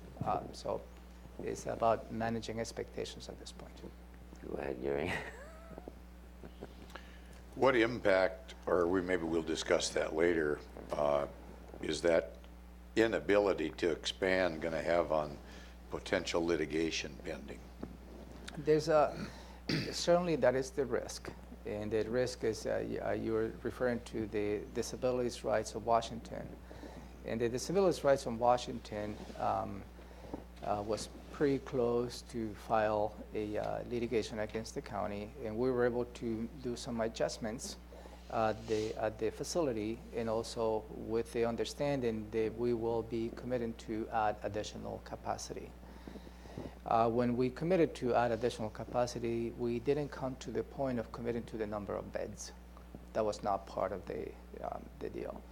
I think the question at this point is really if it's 40 beds or 50 beds, for how long that capacity will serve the county. And that is really the question. Because I think building the additional capacity will address the needs of the Disabilities Rights of Washington, at least their expectations. But it's more the conversation in terms of, with that level of investment, how much capacity we can build and for how long that capacity is going to last us. That is really the gist of the conversation that perhaps we may want to have at the briefing. And if we don't build for the 90, I mean, it seems like I remember it was going to be 100 initially. Now it's 90. If we don't build that, are you saying that we need to spend the $3 million for stormwater relief regardless of anything else we do? Yeah, because the existing stormwater is under compliance, is out of compliance. So that project needs to occur regardless, because we need to address that. And the City of Tumwater has given a time period in which we need to resolve that issue. So that is an existing issue that we need to resolve on the existing site. Is that a issue before we could help out the city of Olympia with the homeless problem, possibly utilizing that property? What property? Well, I don't know, that property up next to the jail. Is two different needs and two different funding sources. And as you go through and approving the budget, there is many competing interests and many needs in the county. And this is one of the needs, the stormwater that we have to do, for instance. Might we talk about at some point down the road then the possibility if we don't have the ability to expand up there, that we could utilize a certain segment of what we've got here that's been in mothballs, that maybe would that suffice to keep us out of litigation? If we did something there, and do we have a cost comparable as to how one would affect the other, recognizing we might be moving off this site within maybe 3 years? We, let me take you back, and I think it was before the current commission was sitting, when we explored the expansion of the jail. And we looked at the option of refurbishing the jail that we have here at the courthouse. We also look at the option to utilize the FJC as an option. In each of those options, it was even more or just equal as the flex unit.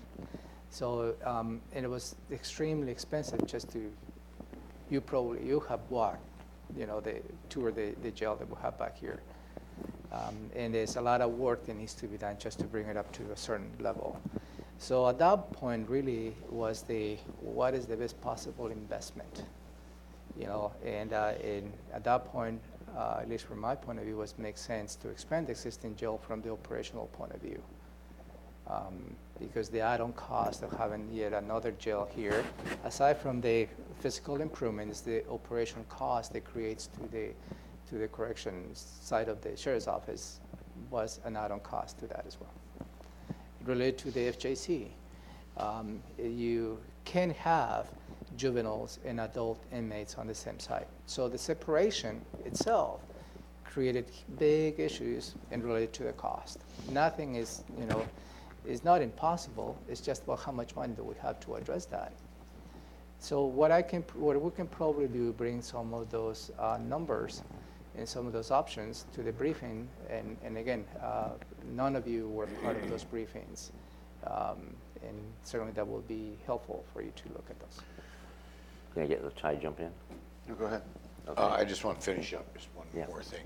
Are we taking into consideration the need of the city of Olympia should things progress to the Plum Street location? Don't they need some kind of space temporarily until something is fixed? Yeah, and in fact, I offered a tour for the city of Olympia last year of this, and the tour lasted 10 minutes. 10 minutes? Okay, I guess we're going to have a further discussion at some work This session is on just- this topic. Yeah, this is just a heads So- up, so you're not surprised when the briefing comes before you. So I guess I would say to citizens that are watching, if you're interested, we'll have a work session coming up. Yep. Pretty complicated issue coming. I'll just say that it's terrible to spend money and not get, as much as you can for what you're spending, but I am more concerned about the structure of the jail and its flexibility in terms of being able to house different than I am about increasing capacity. There are studies that say that when you increase capacity of jail, you will fill those cells, and it has a ripple effect through the system, and it basically points your criminal justice system in a direction that it doesn't need to go. So I'm not interested in just building a lot of jail cells, but what the problem that we're having is we have so many mentally ill in our jail that they're not able to house people properly, which is putting us at the risk of the lawsuits. They're having to put people in rooms, and I had a meeting with corrections chief last week, and we went through all the issues, and we have some real issues. So we can really use this flexibility, and maybe 40 beds will be perfect to give them that flexibility depending on how we structure it. But that's got to be the focus, is what we're building in terms of it fitting into the overall structure of our jail. And absolutely, that's right on point, Commissioner, and that is the objective of the extension, because as you tour the facility, there is some inmates that are housed in not very appropriate housing. And even if you go back years when this jail was in the planning phases, there was always the intent to build the flex unit, what we call phase 2, which is individual cells. It's just at that point, during the big recession, there was not enough funding capacity to build everything. So we built the phase 1 as you see right now, and we knew at that point that we're going to be running out of capacity, which that's where we are, honestly. But yeah, really the focal point is to ensure and address the current conditions at the jail where inmates are not properly housed. That's what I was going to say, was that when the narrative nationally is, oh, it's too bad we keep building more cells because we're going to fill them. And here locally, at the same time as we're emptying as much as we can out of the jail and getting people out from either mental illness or diversion, or even not putting them in pre-booking with first look and such. And then have DRW, because we're at liability of a lawsuit if we don't house appropriately, which means additional corrections officers and their safety. And now the court wants a courtroom in there. It all comes together, and they just keep conflicting each other, all these issues. And that's what I find concerning. Do we need more space? Yes. Do we need fewer people in jail? Well, of course. Do we want to avoid a lawsuit? Yes. Do I want my employees safe? Absolutely. So how do we do that? And I absolutely agree that the building capacity is not the solution. It's one of the solutions that we need to address the overall overcrowding of our jails.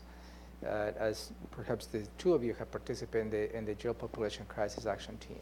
And that is a team that addresses the overall law and justice system in terms of how effective we have been in diversion programs, the first look, and the flip group the Superior Court is going through. All that really is having a positive impact on the jail population, and we have seen it on the numbers.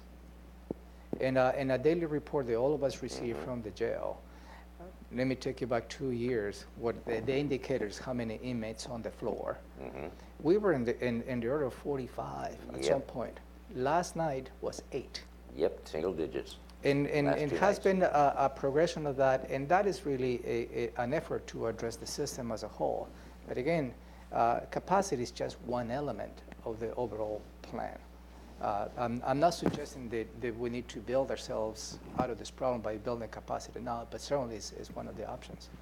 Yeah. How many outside beds were we renting last Oh night? gosh, I can't remember how many beds we rent. I mean, that is going down as well. It's going down as well, and the problem with the outside beds is Yakima and Lewis counties, they don't take the high Risk type. risk offenders. But anything further on the jail? So that's coming up in a week or two?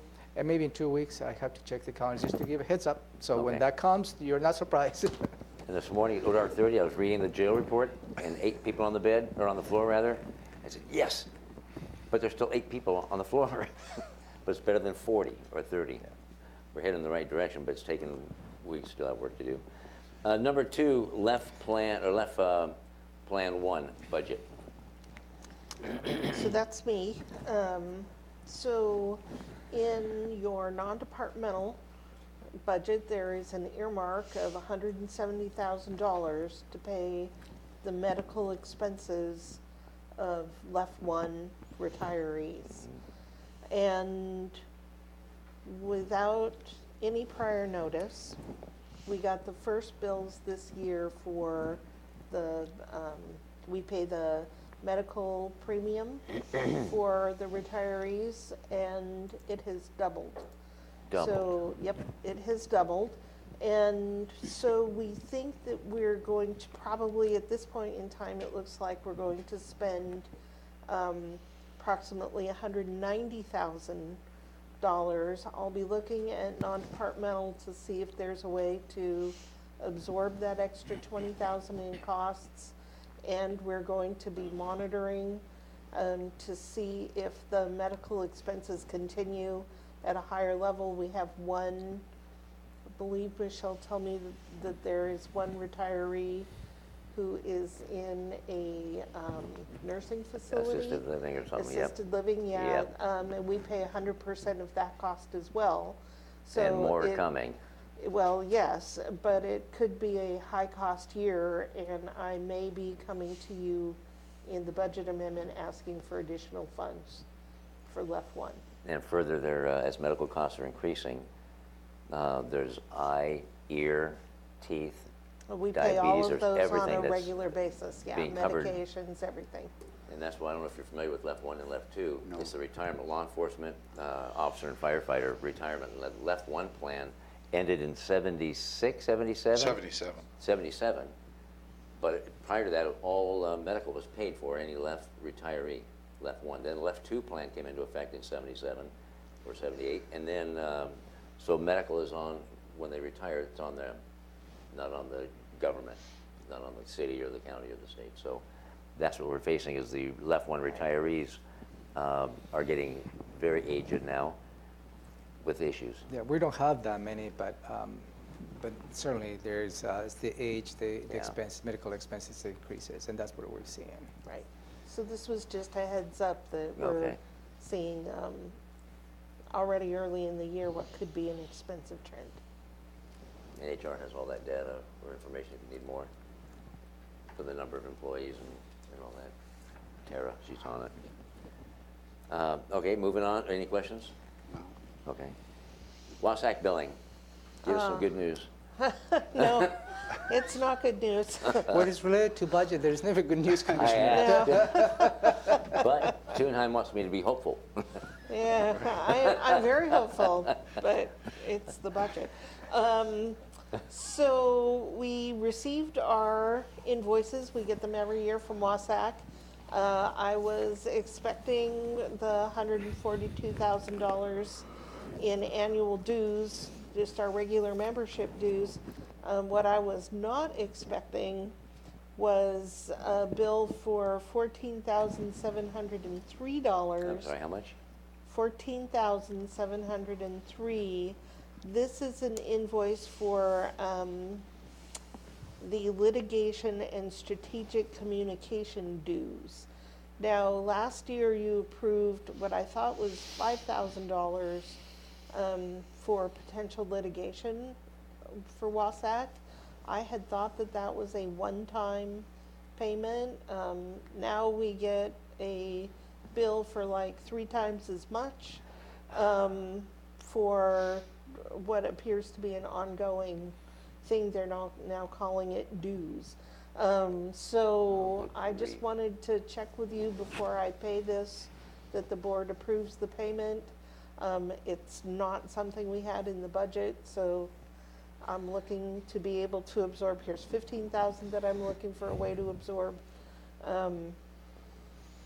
But I wanted your approval before we cut the check. Litigation, is this I know they're having preliminary work on initiating a lawsuit. This is what we're talking about. That's correct.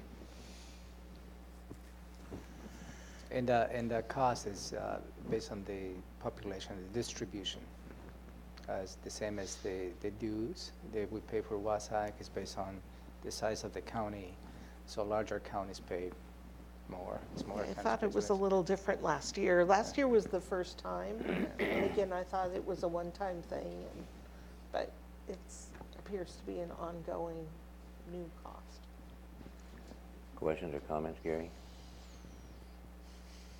No, I mean, it just, if we don't participate, we get singled out, we lose out. If we participate, it costs money. We're in a no-win situation. Yeah, so I opting out. guess what I would ask of you is, what unexpected revenue did we get that we weren't expecting? Nothing yet. That's a hope. We continue to hope. Where our hope lies is in the legislature restoring our court impact Yeah, fees that's one of the and things. Reimbursing us for extraordinary criminal justice costs. I mean, the That's whole where our hope is. the left one thing is an unfunded mandate that's been That's going exactly on right. forever. That will go on for quite a few more years. It has been, so. And hope is Hopefully not a not strategy. forever. Well, no. No, not forever, but it will sadly eventually come to an end. Yeah. Sad, but So you said litigation and strategic communication, is that what you said? that's what they're calling it. Do we have any more elaboration than that? I mean, if you think that they're getting this amount of money from all, proportionally, that's a lot of money that they're collecting for a lawsuit that hasn't been filed. So I'm wondering what else what this is actually going toward. Hang on, do you have an Are they answer? talking about it in, Yeah, I don't think that the Association of Counties really wants to file.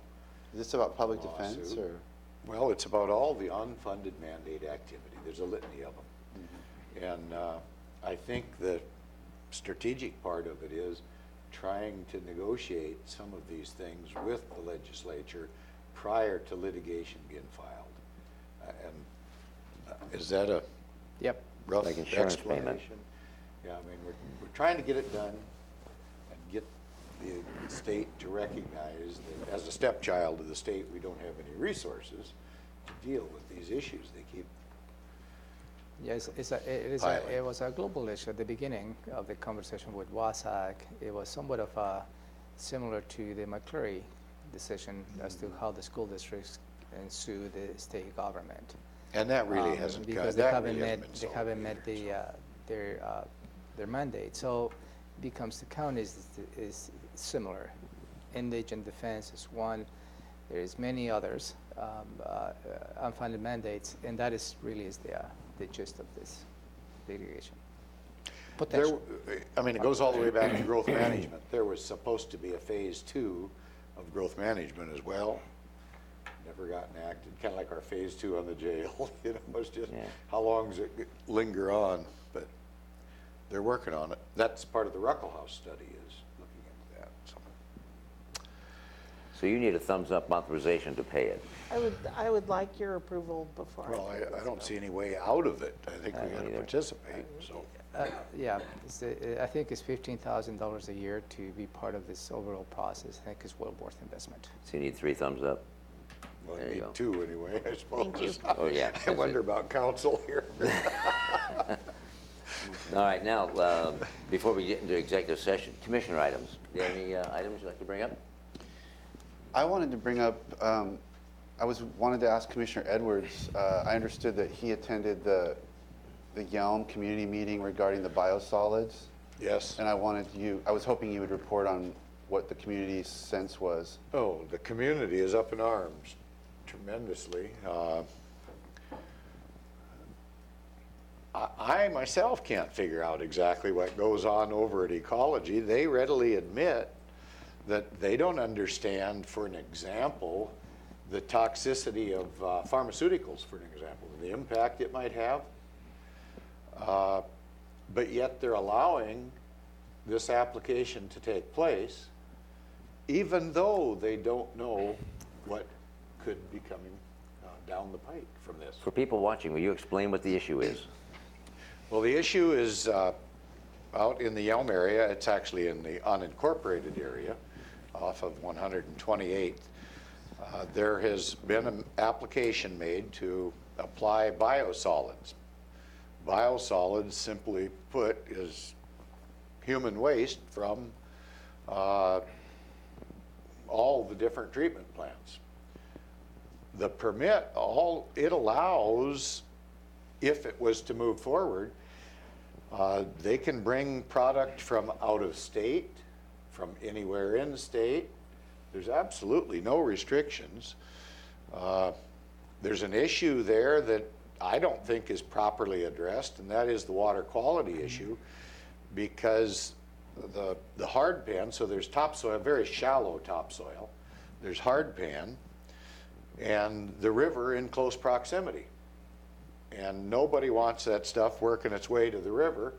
We already have problems, and you might just think of the Orca as one example. The state is spending a lot of money working on how are we going to solve the Orca situation, and that comes down to a food chain issue. And what, we're going to let this stuff go into the river and down to the salt water and affect the plankton on microorganisms on up, you know, with food chain, and we don't understand the detrimental effect it will have among other things that are being deposited in our waters. So the community, I guess the best way I could put it, is very up in arms. They would like to see something done about it. The legality of it all was taken away from the control of the county commission by the legislature some time back, and that authority was given to Ecology.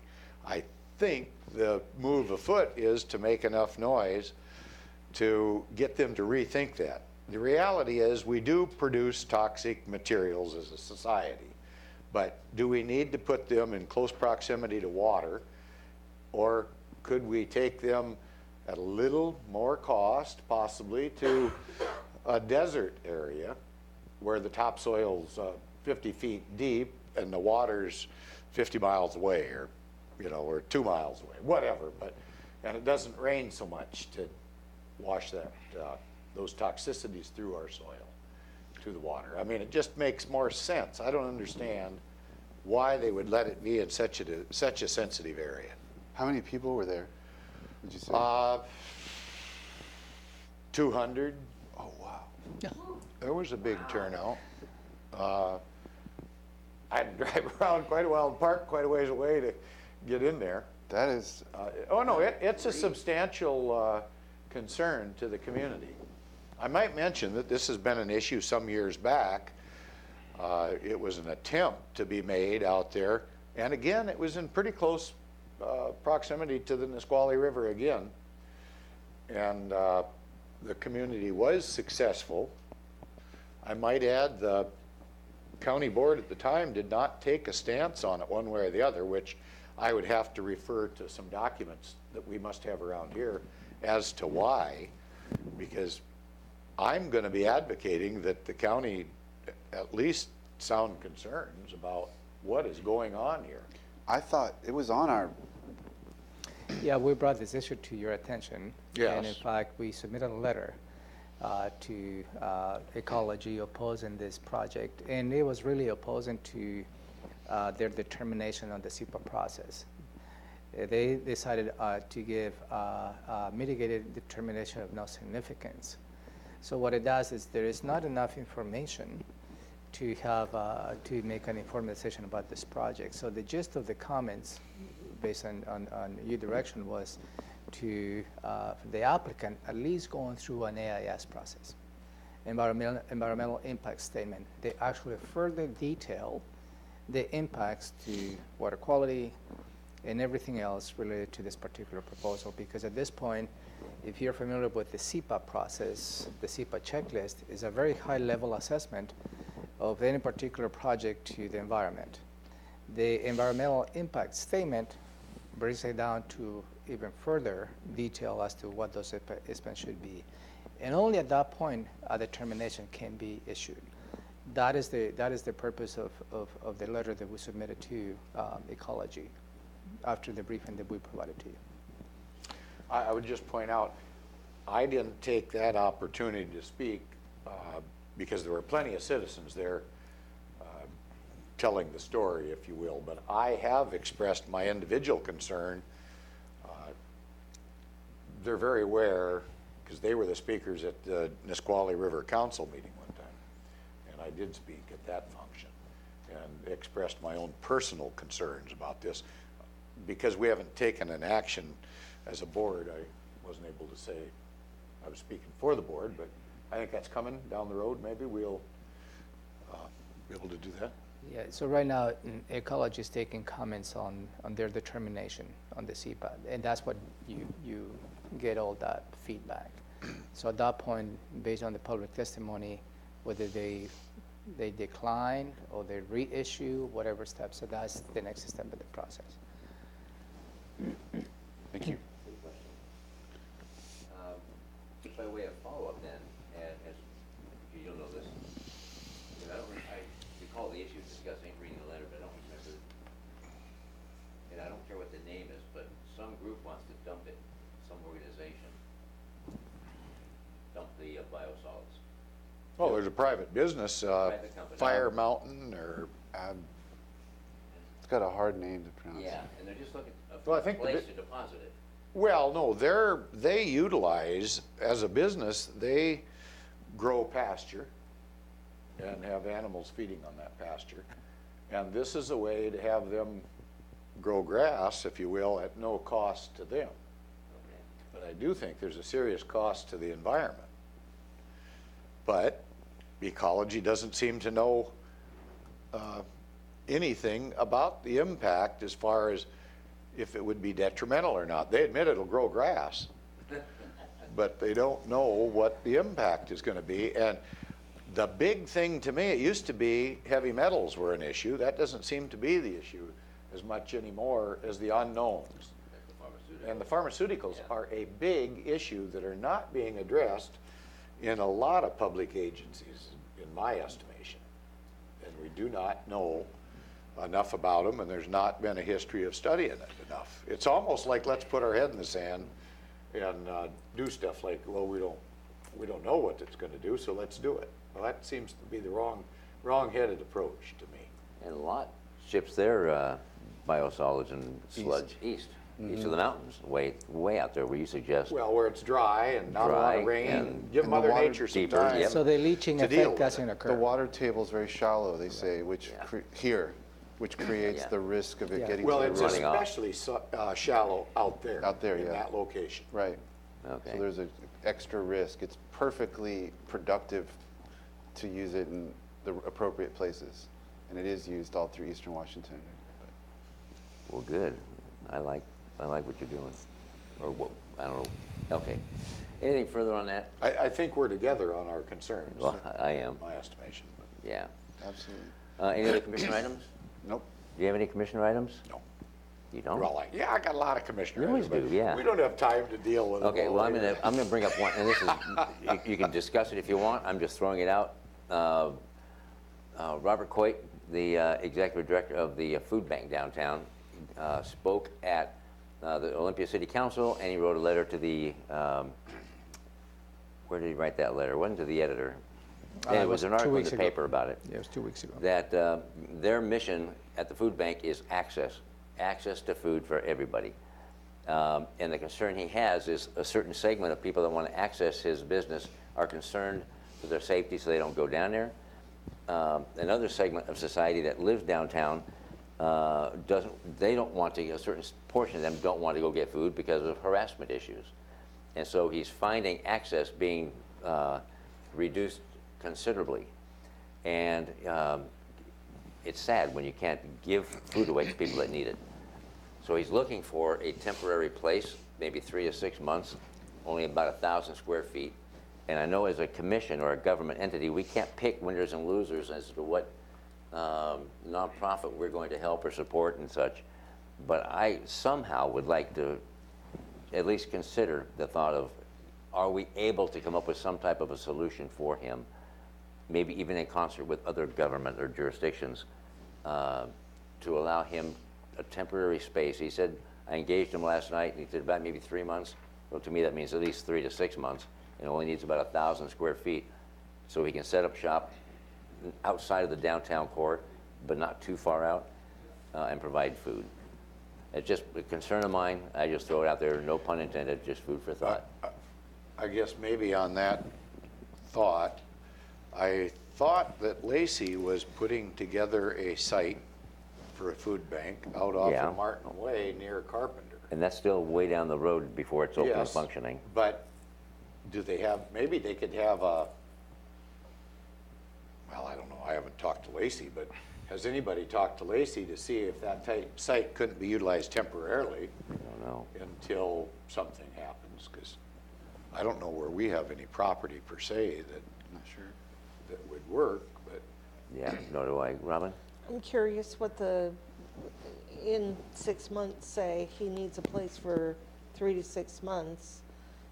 At the end of that 6 months, is he saying that he would return to the downtown area and he believes things will be different then? Perhaps improved. I asked him specifically how long, and he said 3 months. I added in my own head 3 to 6 months.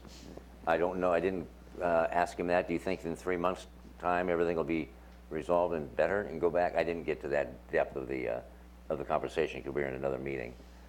So I don't know. I just want to see what we can do to help, if anything. Right. I'm also wondering what the needs would be in whatever facility. Would there need to be a refrigerated Refrigeration and area? such, Would yeah. there I'm need sure. to be? And I asked him about license and permits and such, because you're a market, but the way he described it, they're not cooking, they're not processing or preparing food. They're just there Handing to it go out. away, or for takeaway and such. So he said licensing is pretty dead easy. But like I said, we didn't get into it into depth. All right, moving right along before we get into exec session, go ahead. I guess just one issue, being we're talking about water quality.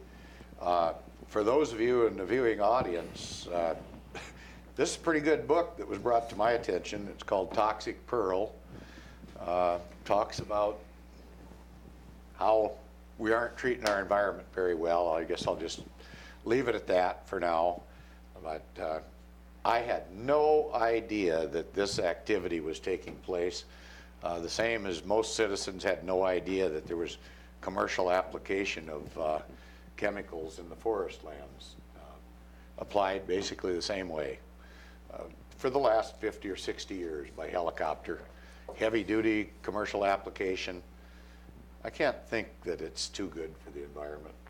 No, I just started reading Others that. need to, Just started this last Yeah. Sunday. anyway, it's pretty good information, toxic pearl. That's what I brought to your attention. And I see. House Bill and 1037. This is in direct, probably conflict with what toxic pearl is advocating, so. All right, anything further? All right, good. Well, let's take a quick 5-minute break. Yeah, I need to bring staff. And then get prepared for I know that executive Maria is here for the second executive session, but Okay, Josh is here should be here for the first one. Let me Okay. give- so we're done now till 11:30. Let's take 8 minutes, 11:30.